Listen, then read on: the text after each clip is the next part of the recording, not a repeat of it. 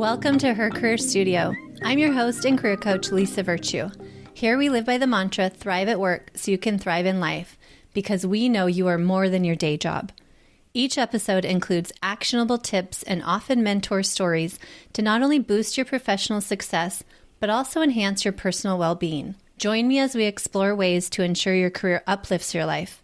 As you strive to achieve work-life harmony, head to hercareerstudio.com for free resources and coaching services to help support you during career transitions and challenges, such as when you are looking to find and land that next ideal job or promotion, or are leading a new team. We're here to support you. Don't forget to hit that subscribe button. And please hit the thumbs up or leave a 5-star review if you are finding the content useful. This helps us keep going in our mission to help women in their careers. Thank you so much for your support. Welcome back to Her Career Studio. I am so in awe of my next guest, Lindsey Maza.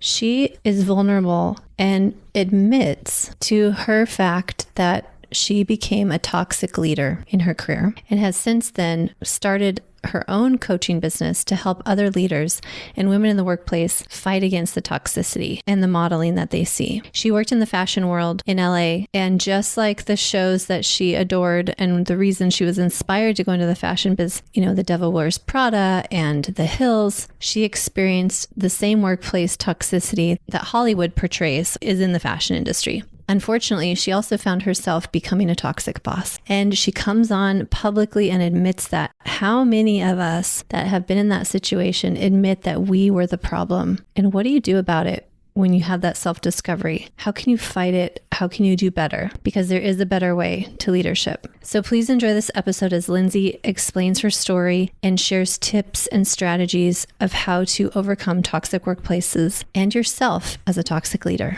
Lindsey, thank you so much for taking the time to be here with me today and be vulnerable, because a lot of people are not willing to do that in life or haven't exercised that skill, let's say, or that muscle. So I'm really excited to dig into this topic with you and also have you share your story. So why don't we start there? Share your story with the listeners about your career journey and what led you to what you're doing today. Yeah, so it starts, I would say, in college. So I majored in the fashion industry. I majored in apparel merchandising, and I just loved it. I was watching like The Hills and Devil Wears Prada, and I was like, that's going to be my life. And once I finished, I moved out to LA for an internship and fell in love with the city. Moved back. I'm from Iowa. Moved back to Iowa. And after like a year, I was like, no, I got to be in LA. Like, that's where my life is. So moved out here, no friends, no job, no family, like just moved out here, moved into a house with a bunch of random strangers. And a month later, I had a job in fashion, and it just went up from there. And within a year, I was working as a national sales manager for an accessories brand, meaning I managed and led a huge group across the country of sales reps. So it was about 70 sales reps.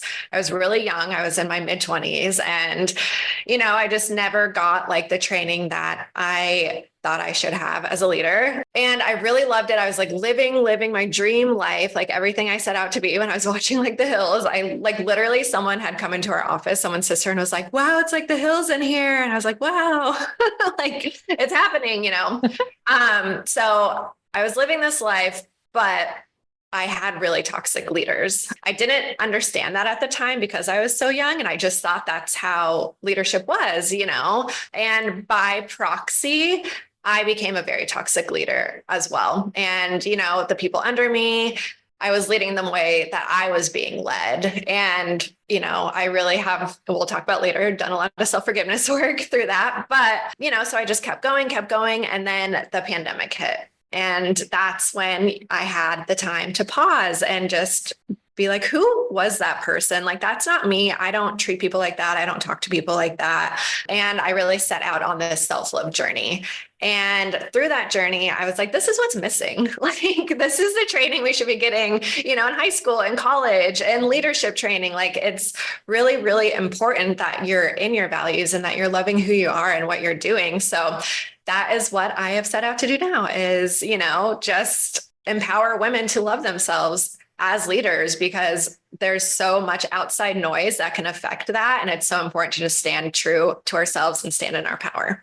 So long story short, that's, really what happened. And I really hate saying that I was a toxic leader, but it is the truth. And, it's what got me to where I am today. Thank you so much for that.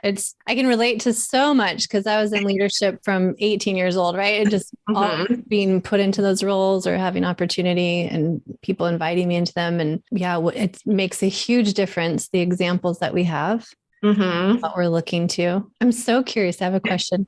Yeah. That is just random because the hills and double road product can totally relate to all that too. It's so much fun. But I'm curious if the toxic leadership with what you see in entertainment, did you see a correlation at all? Like this felt normal because I also saw some of it on TV. Yeah. And because I still watch The Hills probably like once a year. And like I go back and, you see the people in the fashion industry and like the way that they would talk to people and treat people. And, the things that like Kelly Catrone would say, like, you're selling your soul. And I just thought like, that's how the fashion industry was. Like, we're selling our soul to like live this life. And, it just doesn't have to be that way. Like we can be kind and nice and still, be successful. So yes, it's definitely, especially this was like the early 2010s. Like I just thought, that's how it was. And I think that's how it was back then. Right. Yeah. That makes a lot of sense to me too. And I can relate so much in that way of once we know ourselves deeper and we have a good understanding of our values, like you're saying, how much that helps us be a stronger leader. Really, right? Versus the opposite of just trying to scramble and what is expected of me and what should I do? And oh, this leader's telling me that team member is not good enough. So now I need to rag on that team member. But actually, should you be advocating for that team member instead? Right? There's so much that goes into it. And like you said, especially young 20 somethings or however old you are, when you get into that first leadership role, just we're thrown in. Yeah. Even if they say there's a guidebook or onboarding, no, you're still thrown in. Yeah. And I really was overnight. They had fired the manager before me and we're like, all right, you're next up. Like you're heading to a trade show this weekend. Like you have to learn everyone's names. You have to learn the line. You have to learn how to train the sales reps on it. And I was like, okay, of course I was excited about it, but yeah, you just get thrown in and it's wild. Yeah. So now the work that you do, tell me a little bit more about how you approach this. So if a woman comes to you and is like, okay, I can totally relate to what you're saying, Lindsey. And how do I start? What do I do first? Yeah. So, I have a system that I take them through, but I think it's really, we start with just being self-aware and working on kind of getting back into our bodies and learning mindfulness and just knowing how to own ourselves and reflect and just learning how to be aware of our actions. Because I think a lot of times when you're go, and you have those models of leadership, you're just going about the motions. And I think it's really important in the first step is that we stop and start reflecting and, figuring out where that's coming from. And then we move into self-forgiveness, which is really starting to forgive yourself for those past actions or, just any way that you thought leadership had to be. And it's just so important in that step because I think, we just all thought we had to be a certain way. And then we can move into, just reclaiming our power and building it up through the steps from there. So it's really just starting with self-awareness, and we're just not really taught that. And we're kind of taught to ignore our own instincts and intuition. And it's really just getting into that flow. Yeah. So many professional development courses or leadership out there. It's talking about here's the skills you need to develop, or here's the communication style you need to understand about yourself. But what you're honing in on is like really understanding even how your body is moving through moments, right? And that physicality of it all, and not sequestering what's naturally going on with you. Is that how you would describe it? Yeah. And, I think when we're go, we really push down, they might like bubble up and be like, was that right? Was that? But then you just have to keep going and you just push it back down. And it's really just learning how to process that and move through that. And I do call self-love the skill behind the skills, because it is important to learn these really, self-management skills for sure. Yeah, I was just talking to a client today about some things she thought she needed to improve. And every time I ask, okay, where is that coming from? Or is there an old story or an experience and you think that's what you need to do? No, I don't know where it's coming from. Well, if we figured out there was some things not related to work that were in her childhood. So it's creating this story in her brain. And it was fascinating because then it was, okay, how do we, and physically, there's so many studies now too of some different physical things you can do throughout the day to change your neural pathways, to rewrite that narrative so that you're not stuck in the same behaviors, right? Which can cause all sorts of things. We've got digestive issues, we've got anxiety attacks, like all sorts of things are exhibiting for people when they're just, like not paying attention to that. So for her, it was fascinating because as we were moving through it, then it became, oh, why do I feel like I need to do that? I'm actually good at this thing. There's not a gap, but my brain thinks from a different story that's unrelated that we need to do that. And so it came down to more of that love, right? That like self-confidence that you are doing what you need to do in this moment too. You are aligned and look how you are exhibiting those things. So even having that time to process and talk about it, I know can be really valuable for people. Exactly. And it's like, we're not really, like I said, we have so many outside voices and, a lot of people put their worth and their identity into their jobs and their career and what they achieve. And it's really like what we do in self-love work is removing that identity from your work, because that could be taken away tomorrow. But who are you? How do you love yourself outside of being a leader, outside of your job? For sure. Yeah. Oh man. Is there any other tips or takeaways you'd give people that are struggling with some of this that they can start right away? Yeah, I would definitely, I know we've talked about it a few times, but self-forgiveness is so important, and it doesn't have to be, this big step that we can do. It can be in small moments throughout the day, because I think, especially career gals kind of just don't see themselves as humans, and we are humans and we are going to make mistakes. So how can we just forgive ourselves throughout the day? And, and that really helps with your growth mindset. But I also think it's really helpful to model that to other people, because when you are acting as a perfectionist, everyone around you believes that they have to be that way too. So how can we forgive ourselves for the small little mistakes and be more vulnerable through those mistakes too, for sure. I would also, there's this thing that I do with my clients, and it's called the power list. And it is writing down 8 things that you love about yourself that don't pertain to the way you look and that don't pertain to your job. Because as I just mentioned, you are someone outside of your job, outside of being a leader. And it is important to have that identity, and it is important to love those characteristics about yourself. So build that power list, because, when you're feeling imposter syndrome, or you're just feeling like, who am I? You can always just refer back to that list and what makes you powerful, because it's all just going to be a unique list to ourselves. And it's so, so important to build that for yourself.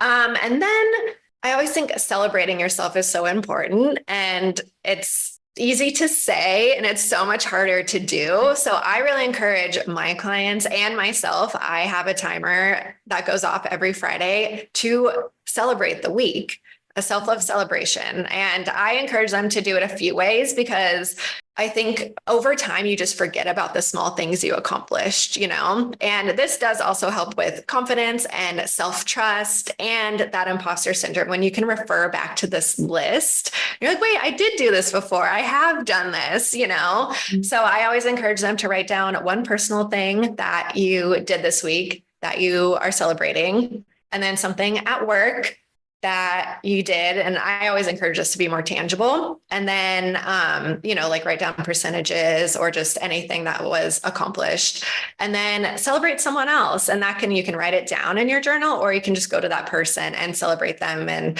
hype them up as well. Cause that's so important as being a leader, is to just celebrate everyone around you too.